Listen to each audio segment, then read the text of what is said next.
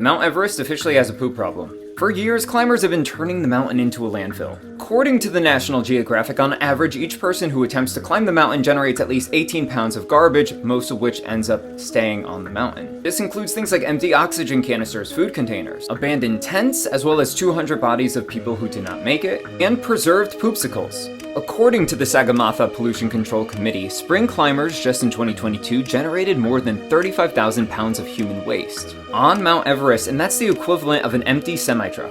Typically when people climb, they spend a series of weeks at these different base camps so they can acclimate to the altitude, and on site at these base camps, they have DIY toilets, which is a tent with a bucket and then it's swapped out once it gets full.